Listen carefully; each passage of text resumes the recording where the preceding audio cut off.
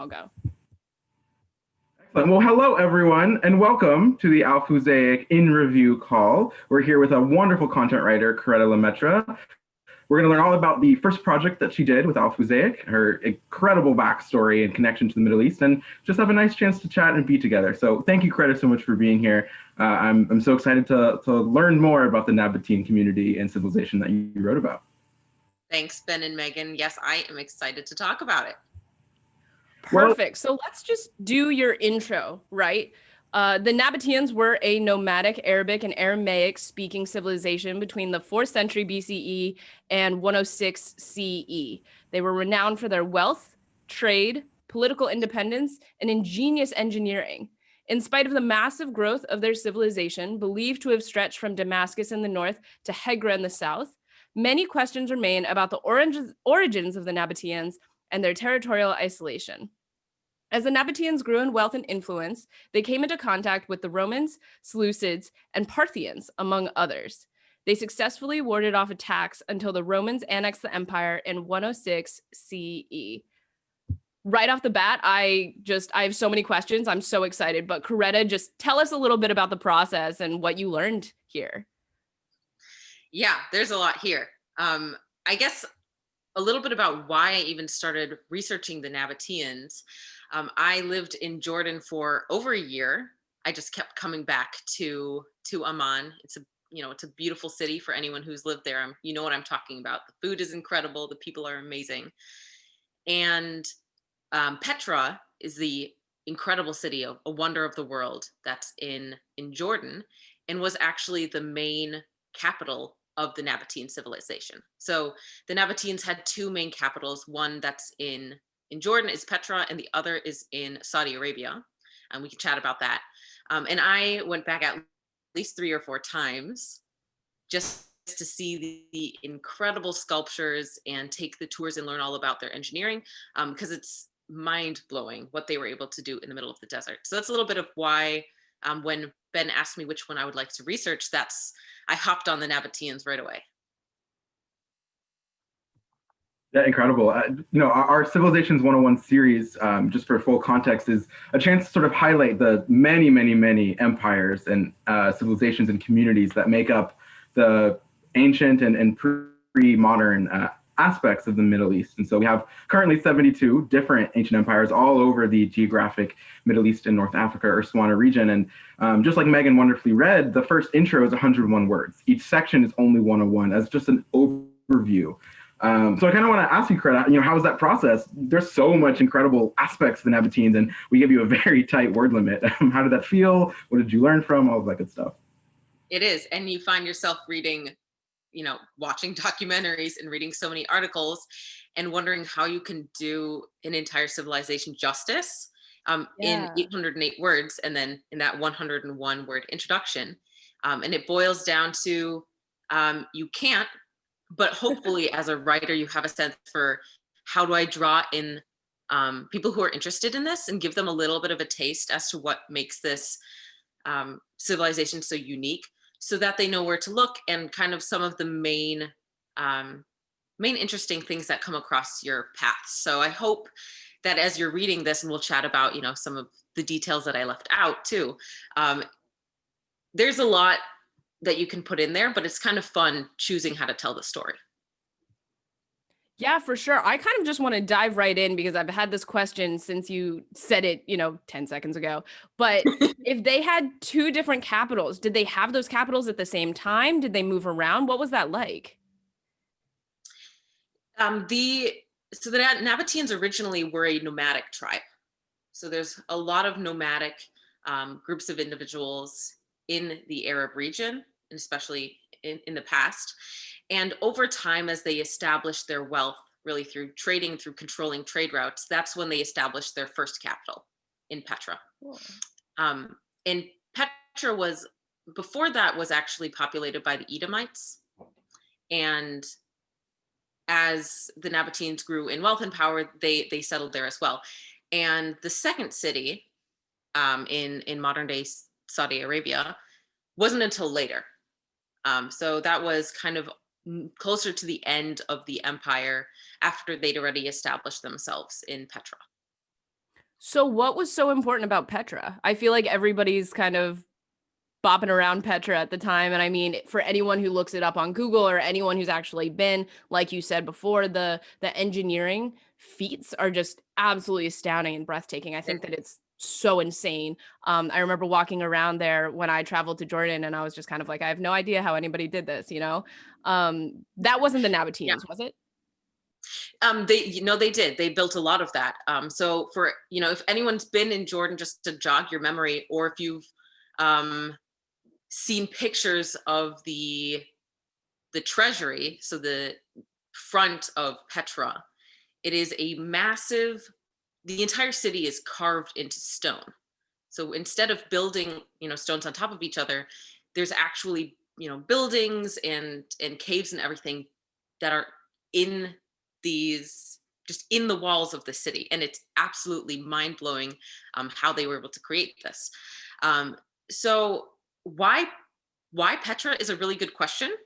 And historians haven't fully answered that one because it's a little bit confusing in terms of access to water. The Nabateans, the Edomites before that, chose Petra. First of all, it's very naturally protected. So that's one argument as to why they did, fortify it further. But one of the ideas is really that it was really well protected and it was close to those trade routes. So they may not have had water, but it was really important to be on those trade routes for the access to everything that eventually made them so wealthy. And the way that the Nabateans got around the problem of water is through the engineering. They built these incredible cisterns so that they wouldn't have to trade water and instead could be self-contained and self-sustained, which helped them actually become a lot more successful than some of their counterparts. I have so many wonderful memories at Petra, especially with you, Coretta, while we were studying abroad in Jordan together. I think that was both of our second or third times at Petra itself. And there's just so many things to discover there. I think, it's a wonder of the world, and so deservedly so for this, the kind of radical way of doing engineering. Most civilizations in the entire globe is stacking a thing on top of another thing. But the Nabateans carved, I'm still just so shocked every time I go there of the thought process, the sculpturalness, the, how massive these things are. They're 50, 60 plus feet tall and have such incredible artistry. It's just incredible. I'm so happy you chose that, as a physical expert, spending over a year of your own life in Jordan and exploring in that place as well. It's so incredible. Yeah, it really is. And I mean, there was also one tour guide I had that was talking about how it's considered the Rose City by some because of the beautiful color of the sands and the sandstone and the different, just the different parts of the city.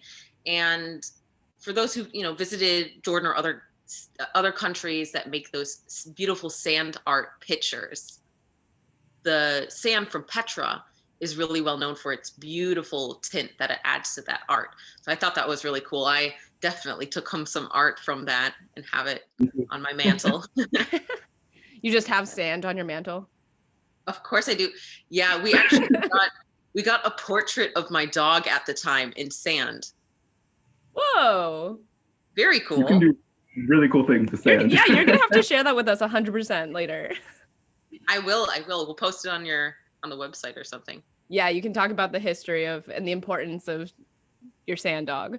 That's so funny.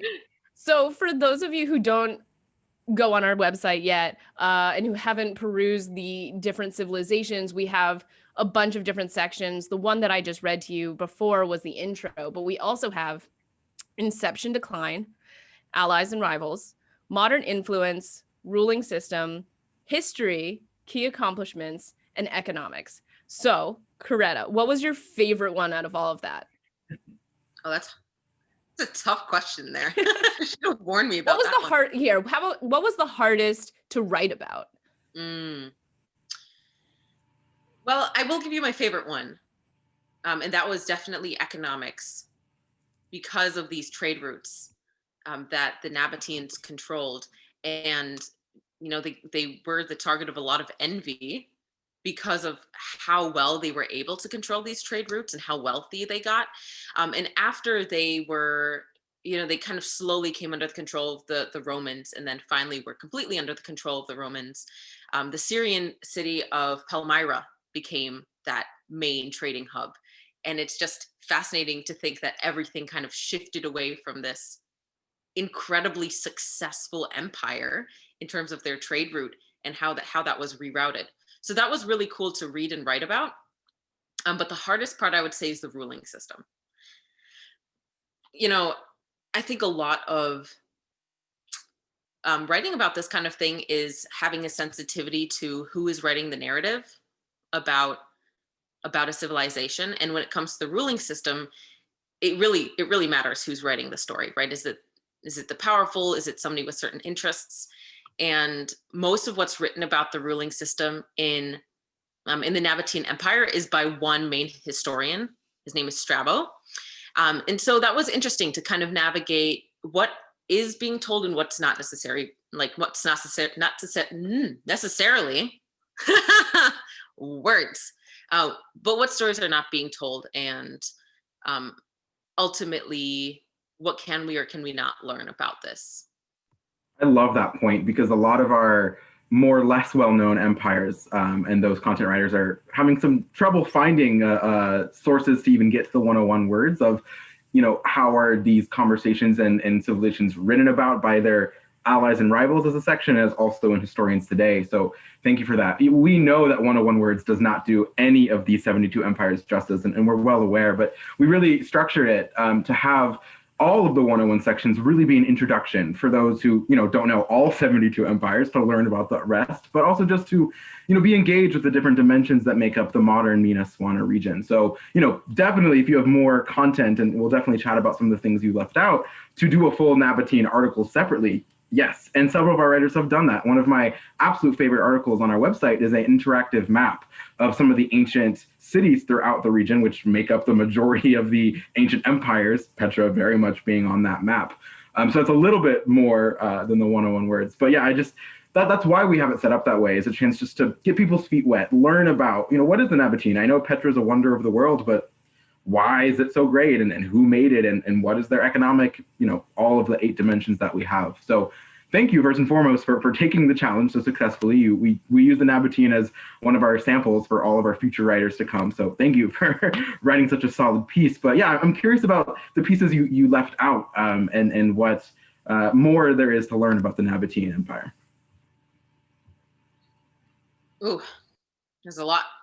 As you said, there's so much, but those 8 sections really do give you a great introduction into it. And as somebody who's been interested in learning about the Nabateans for a really long time, it gave me the opportunity to kind of dig into it in a way that I normally wouldn't have. So that was really fun. Let's see. I didn't go into detail about any of maybe one, but any of the wars between the Nabateans and other tribes around them. Partially because, you just can't fit that in, and partially because it's very hard to know, what the whole story is. I do think it's really interesting, though, that the Nabateans were able to be so independent and successful, and were able to maintain all these trade relations. So with the Romans, for example, they did pick the wrong side in the war when they sided with the Parthians, I guess you could say, because when they lost, they had to make an agreement with the Romans and actually had to pay tribute to them, and that weakened their empire. But up till then, they were very successful at warding off attacks. So I didn't really go into detail as much about, the structure of their military or how they were able to do that. The other thing is also their religions and their different religious practices. I did read a bit about, apparently they had a multitude of deities that were worshipped in the Nabatean Empire. And I didn't have as much of an opportunity to read into those, but that's definitely something I would love to, either if I write about it or another content writer wants to get into that, that would be definitely very interesting to learn about. So talk to me a little bit more about the king of the Nabateans, because I'm checking out this history section and I'm absolutely fascinated. You said that the ruling system was a little complicated to write about, but I want to hear a little bit more about how you navigated the muddy waters of doing history into an ancient empire, and then also talking about the rulers and the perspectives that you found in your research. Yeah, the kings. So what I read, I think based on Strabo's accounts, is that the Nabateans were governed by a king and a royal family. So generally that was their overarching structure. And then it seemed like, kind of going down into how local governance was organized, it was a bit more equal in terms of women ruling as independent monarchs as well. And the entire empire was really well organized militarily. So there was really strong infrastructure in terms of that. I had one point that I really wanted to mention about this, about the ruling system. Oh yeah, the kings. So the kings that I decided to mention is there's a couple that really stood out for expanding the empire. King Aretas III expanded the territory that they controlled more than any other king had. So the empire was really able to control those key trade routes that produce a civilization's wealth. So that was an important one to mention. And then the next king, King Aretas IV, I believe, is the one who's really renowned for a lot of the political and cultural changes that happened after that. So I highlighted those two in my 101. Fascinating. That's just so cool to learn even more about it. The little bit of studying I did was just about the city of Petra itself, and I know that there's a similar Nabatean city in Saudi Arabia. Do you know a bit more about that city and its importance as its second capital? Yeah, I don't know as much about it. I wish I did. So that city in Nabatean al-Saleh, my beautiful pronunciation, I'm sure of that one. But if you translated that into English, you could say, so Nabatean is cities, and Saleh means righteous. And that is a city that, like Petra, is also really known for the incredible stone carvings and how just beautiful and mind-blowing the city is. And it's at the top of my list to visit. They came to the second city, or made it their second capital, after Petra. So that was, I believe, at the beginning of the Common Era is when they made that their second capital. And you mentioned that they had all these wars going on. There was a lot of skirmishes, I would probably say. There's lots of skirmishes naturally when you have an ancient empire and you're trying to move around and you're nomadic, and that's just going to happen. But what kind of influence did the Nabateans have on their neighbors, and what kind of influence did the neighbors have on them? Mm-hmm. I mean, thinking as like an empire that is so reliant on trade, their relationships were so important. So as perhaps I'm stepping outside of my research here, but it's so important in that kind of a situation to kind of resolve your issues diplomatically rather than risk your trade routes. And so a lot of those things were really resolved without violent attacks. And the ones that did attack the Nabatean Empire were very ineffectual, largely because Petra is very well protected and because they were really well organized militarily. So one of the interesting attacks was in about, I think that was 312 BCE, when the Seleucid king Antigonus attacked Petra. So he went in, and some accounts say he completely failed, didn't even manage to attack the city. There's also some accounts that say that that's not true. So don't really know which of these are ultimately the whole truth. Those other sources claim that he was able to loot the city, and then when he was going back through the desert, they caught up with him and the loot slowed him down, and they were able to defeat the military as they were leaving. So who knows the full story? I would love to know it. But either way, they were not successful ultimately in that attack on the Nabateans. And you mentioned that the military was so well organized. I mean, how much do you know about that? I'm not trying to grill you on military strategies and tactics, but it is something that I'm kind of like, how did it work? Very little, but this is actually something I was trying to find more information about. I hadn't yet. Okay. I am happy to follow up. We can do some Nabatean military. Yeah, Um, Nabatean military, Nabatean deities. Like, I want to know it all. This is so amazing. I Absolutely. absolutely love, definitely. and I know, Ben, you're just like getting so excited, but this It's is so cool. exactly why we did Civilizations 101. We ran through country profiles. We had so much fun doing that. And going back through these civilizations, like you and Coretta, you can jump in here as well. But for Ben and myself, like we tapped on a couple of them, maybe like 5 here and there, where someone in some history book at some point would be like, oh, well, like this is this because of these guys, and like nobody really dives into that. But I think that understanding civilizations is so important for Mm. understanding the history of the region. I mean, it's so fascinating anyway, as everyone can see from this call, obviously.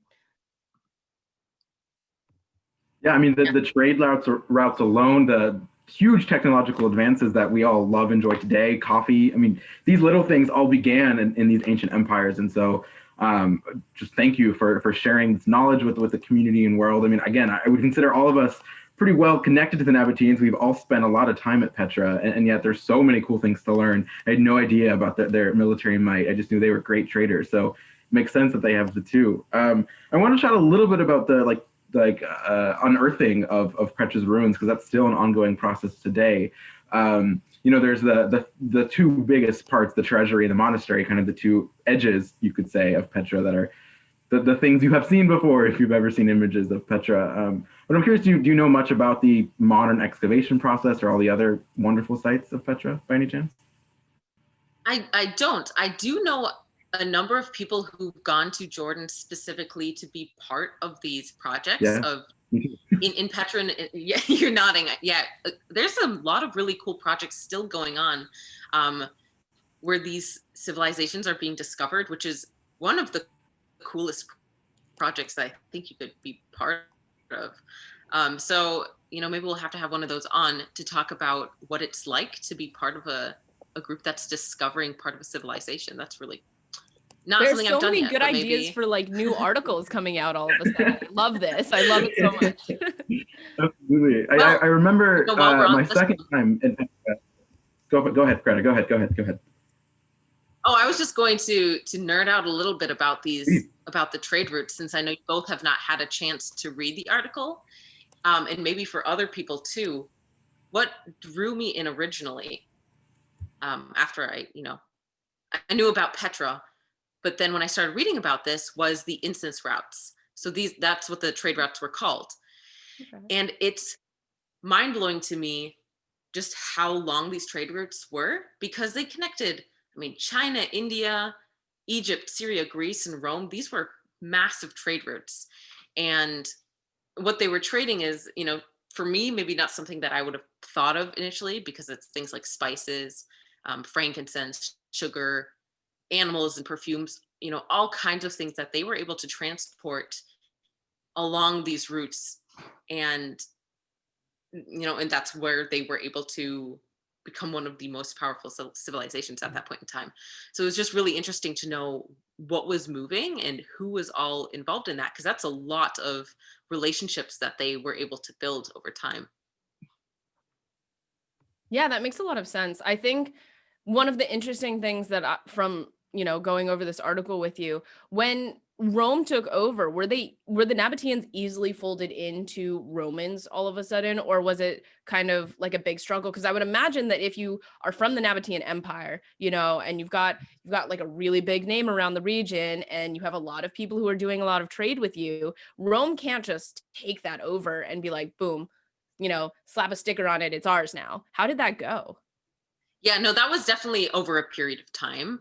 And I'm sure there's, important pieces of what affected their power, that I'm leaving out. But one of the things was siding with the Parthians in the war,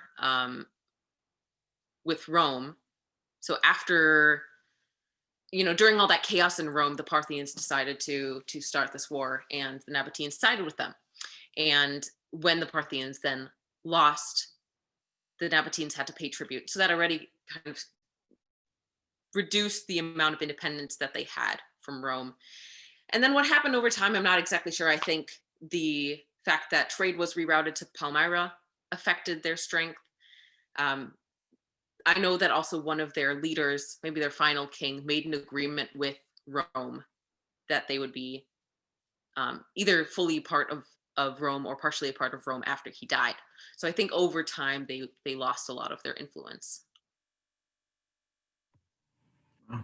Yeah, I mean, one of the going a little bit back, not to the archaeological aspects today, but just of its like preservation in general. I mean, you've mentioned Palmyra a bunch of times, and that site has been not as well kept up for a whole bunch of reasons we won't get into. But I think that's one of the reasons why Petra is so well adored internationally is how intact it is. You know, these thousands of years later, but also how well revered it is by the local community, by the many archaeology teams that are there, by students of Arabic like ourselves who have experienced it firsthand. I mean, I remember my favorite part of the entirety of Petra is the very top of it. It's this tiny little shrine called the High Place of Sacrifice.